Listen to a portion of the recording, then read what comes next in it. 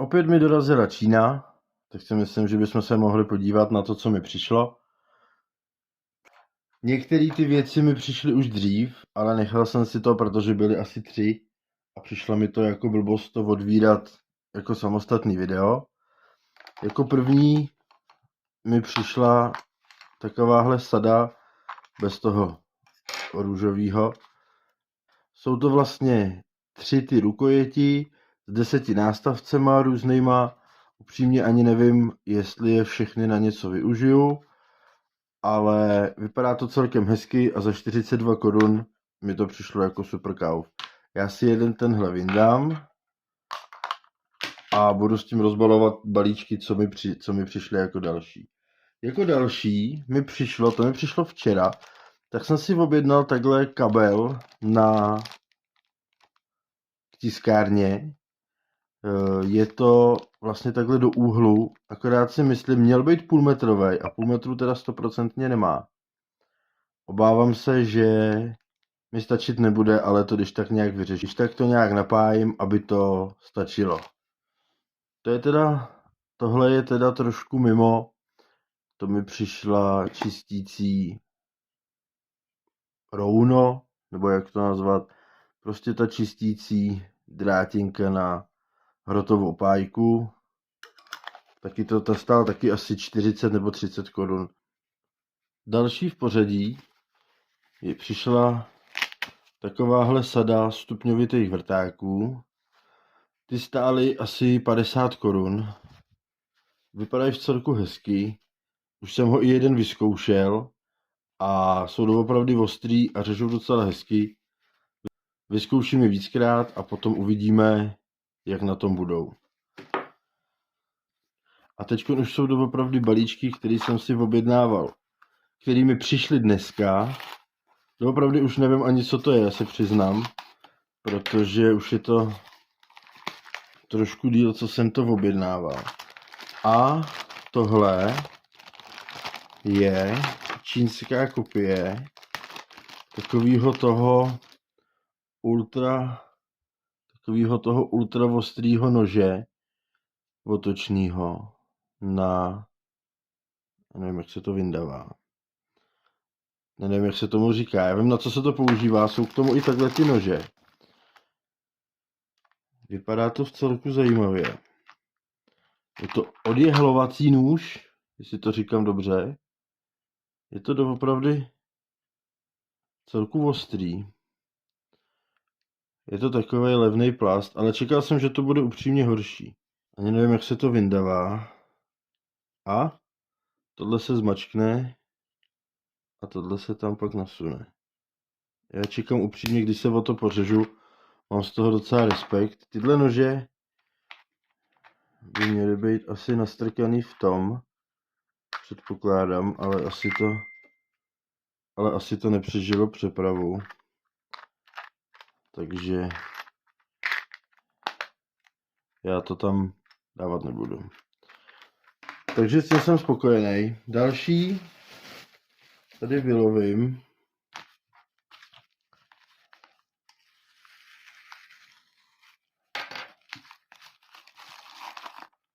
Jo. Řezač na PTFE trubičku, nebo hadičku. Ten jsem už objednával, to už je hodně dlouho. A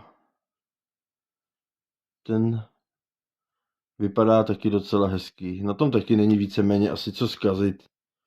Je to prostě kus plastu s 2 nějakýma žiletkama nebo nějakým prostě ostrým. Vypadá to docela hezký, no. Další tady mám balíček v balíčku. Tohle nevím ani co je. Jo. Kovová špachtlička.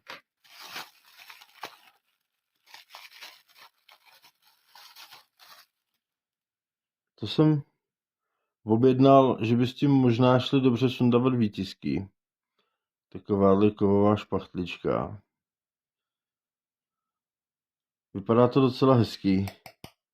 Záleží, co to vydrží, až se s tím bude páčit dolů ten výtisk. A jako poslední balíček tady mám tadadá. To si myslím, že vím, co je, jo. A je to takováhle malá ruční vrtačka.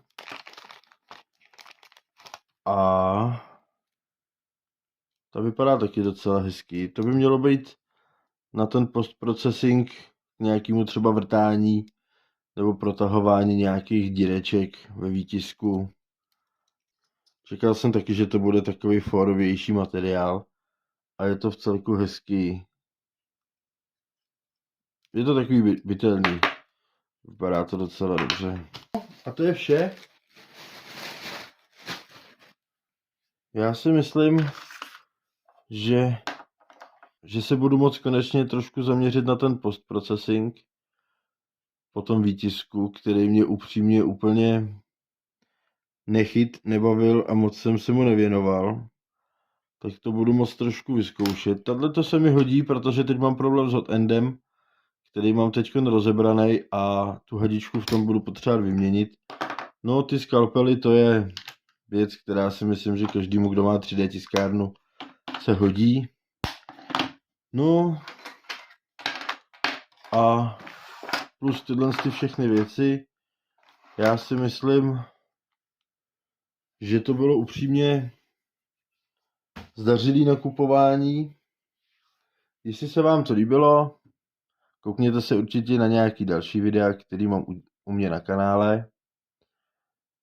V blízké době tam vyjdou minimálně 2 videa o technice, kterou mám doma. Dá se říct, že už je možná i historická. A přišlo mi to jako zajímavá věc, která by se vám mohla taky líbit. Nebo se podívejte na nějaký další video, který tam mám. Nezapomeňte dát like, odběr, no a zvoneček.